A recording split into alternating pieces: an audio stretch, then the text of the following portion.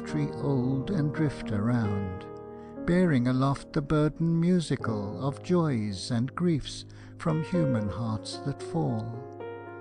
Green stem and fair, flushed circle I will lay along the roof, and listen here alway. For rose and tree and every leafy growth that toward the sky unfolds with spiry blowth, no purpose hath save this, to breathe a grace o'er men, and in men's hearts to seek a place. Therefore, O poet, thou who gavest to me the homage of thy humble sympathy, no longer vest thy verse in rose leaves frail. Let the heart's voice loud through thy paean wail. Lo, at my feet the wind of autumn throws 100 turbulent blossoms of the rose, full of the voices of the sea and grove and air, and full of hidden murmured love, and warm with passion through the roof-tree scent, dew-drenched with tears, all in one wild gush spent. O garden by the city gate, where seeds of flowers are sown, what seed is this they bring in state with grief and sob and moan? They hide it in the silent ground, and sadly turn away. The dark earth closes it around beneath the closing day, and there its patient rest it takes with folded life and power, till when the third bright morning breaks, behold, it bursts to flower. And ever since the new-made sun turned even slopes to green, of all earth's gardens, not in one so fair a flower was seen. It glows with faith and charity, with love for man and God. In it a hope which cannot die springs from the bursting clod. A rose whose heart is mystic love, whose fragrance fills the earth, while happy heaven which bends above sings at the blessed birth. O risen Christ, O Easter flower, how dear thy grace has grown, from east to west with loving power, make all the world thine own. And make our hearts thy gardens, bloom in them, dear Lord, and be their life of life, till life gives room to immortality. My heart is a garden, tired with autumn, heaped with bending asters, and dahlias heavy and dark. In the hazy sunshine, the garden remembers April, the drench of rains, and a snowdrop quick and clear as a spark. Daffodils blowing in the cold wind of morning, and golden tulips, goblets holding the rain. The garden will be hushed with snow, forgotten soon, forgotten. After the stillness, will spring come again? I wandered lonely as a cloud that floats on high o'er vales and hills, when all at once I saw a crowd, a host of golden daffodils, beside the lake beneath the trees, fluttering and dancing in the breeze. Continuous as the stars that shine and twinkle on the Milky Way, they stretched in never-ending line along the margin of a bay. 10,000 saw I at a glance, tossing their heads in sprightly dance. The waves beside them danced, but they outdid the sparkling waves in glee. A poet could not but be gay in such a jocund company. I gazed and gazed, but little thought what wealth the show to me had brought. For oft, when on my couch I lie in vacant or in pensive mood, they flash upon that inward eye, which is the bliss of solitude, and then my heart with pleasure fills, and dances with the daffodils. The use of flowers. God might have bade the earth bring forth enough for great and small, the oak tree and the cedar tree without a flower at all. We might have had enough for every want of ours, for luxury, medicine, and toil, and yet have had no flowers. Then wherefore were they made, all dyed with rainbow light, all fashioned with supremest grace, upspringing day and night, springing in valleys green and low, and on the mountains high, and in the silent wilderness, where no man passes by. Our outward life requires them not, then wherefore had they birth? To minister delight to man? To beautify the earth? To comfort man, to whisper hope, whene'er his faith is dim? For whoso careth for the flowers will care much more for him. The life of flowers. When hath wind or rain borne hard upon weak plant that wanted me, and I, however they might bluster round, walked off? Where most ungrateful, for sweet sense are the swift vehicles of still sweeter thoughts, and nurse and pillow the dull memory that would let drop without them her best stores. They bring me tales of youth and tones of love, and 'tis and ever was my wish and way to let all flowers live freely and all die, whene'er their genius bids their souls depart among their kindred in their native place. I never plucked the rose, the violet's head hath shaken with my breath upon its bank, and not reproached me. The ever sacred cup of the pure lily hath between my hands felt safe, unsoiled, nor lost one grain of gold. The early primrose, mild offspring of a dark and sullen sire, whose modest form, so delicately fine, was nursed in whirling storms and cradled in the winds. Thee, when young spring first questioned winter's sway, and dared the sturdy blusterer to the fight, thee on this bank he threw to mark his victory. In this low vale the promise of the year, serene, thou openest to the nipping gale, unnoticed and alone, thy tender elegance. So virtue blooms, brought forth amid the storms of chill adversity. In some lone walk of life she rears her head, obscure and unobserved, while every bleaching breeze that on her blows chastens her spotless purity of breast, and hardens her to bear serene the ills of life. Drifting flowers of the sea.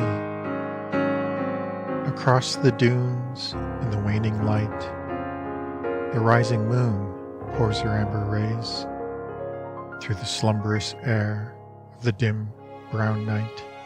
The pungent smell of the seaweed strays from vast and trackless spaces where wind and water meet. White flowers that rise from the sleepless deep come drifting to my feet. They flutter the shore in a drowsy tune and furl their bloom to the light-lorn sky. Allow a caress to the rising moon, then fall to slumber and fade and die. White flowers abloom on the vagrant deep, like dreams of love rising out of sleep. You are the songs I dreamt but never sung, pale hopes my thoughts alone have known, vain words ne'er uttered, though on the tongue that winds to the sibilant seas have blown. In you I see the everlasting drift of years that will endure all sorrows, smiles, and tears. For when the bell of time will ring the doom to all the follies of the human race, you still will rise in fugitive bloom and garland the shores of ruined space. Parfum des fleurs. O frail and fragrant visions, sweet nomads of the air, that rise like the mist on the meadows and cling to my darksome hair. Are ye the souls of roses, of memories vagrom lays, sent to caress my senses, faint murmurs of bygone days? Dawn flowers, To Maurice Maeterlinck. Weird phantoms rise and the dawn winds blow. In the land of shadows the dawn flowers grow. The night-worn moon yields her weary glow to the morn rays that over the dream waste flow. Oh, to know what the dawn wind murmurs in chapels of pines to the ashen moons, what the forest well whispers to dale and dell with her singular reticent runes, to know the plaint of each falling leaf as it whirls across the autumnal plain, to know the dreams of the desolate shore as sails like ghosts pass o'er the dawnlit main, to know, oh, to know why all life's strains have the same refrain as of rain beating sadly against the window pane. We do not know, and we cannot know, and all that is left for us here below, since songs and singers are out of date, and the muses have met with a similar fate, is to flee to the land of shadows and dreams, where the dawn flowers grow and the dawn winds blow, as morn rays over life's dream waste flow, to drown the moon in their ambient glow. Envoy. O grey dawn poet of Flanders, though in this life we ne'er may meet, I'll linger where thy dream maids wander, to strew these dawn flowers at their feet.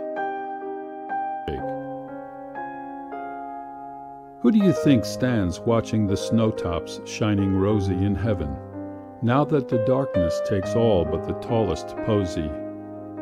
Who then sees the two-winged boat down there, all alone and asleep on the snow's last shadow, like a moth on a stone? The olive leaves, light as gadflies, have all gone dark, gone black. And now in the dark my soul to you turns back.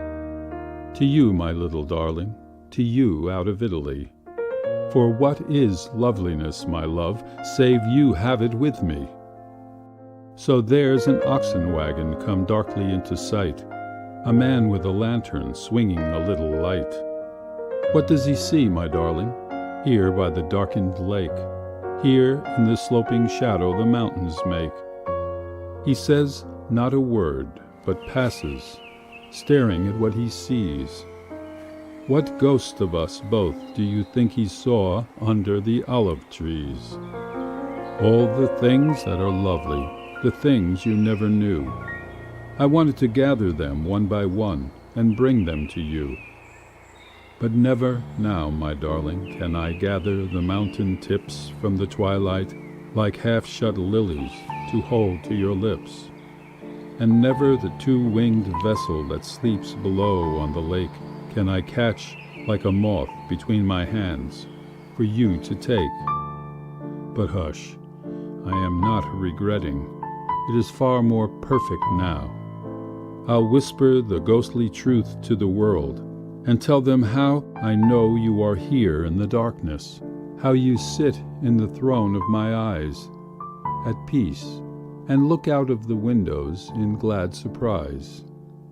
And only where the forest fires have sped, scorching relentlessly the cool north lands, a sweet wild flower lifts its purple head, and, like some gentle spirit, sorrow-fed, it hides the scars with almost human hands. And only to the heart that knows of grief, of desolating fire, of human pain, there comes some purifying sweet belief, some fellow feeling beautiful, if brief, and life revives and blossoms once again. The laggard winter ebbed so slow, with freezing rain and melting snow, it seemed as if the earth would stay forever where the tide was low, in sodden green and watery gray. But now from depths beyond our sight the tide is turning in the night, and floods of color long concealed come silent rising toward the light through garden bare and empty field. And first along the sheltered nooks the crocus runs in little brooks of joyance, till the light made bold they show the gladness of their looks in shining pools of white and gold. The tiny Scylla, sapphire blue, is gently sweeping in to strew the earth with heaven, and sudden rills of sunlit yellow, sweeping through, spread into lakes of daffodils. The hyacinths with fragrant heads have overflowed their sandy beds, and fill the earth with faint perfume, the breath that spring around her sheds. And now the tulips break and bloom. A sea, a rainbow-tinted sea, a splendor and a mystery, floods o'er the fields of faded gray. The roads are full of folks in glee, for lo, today is Easter Day. Dear Land.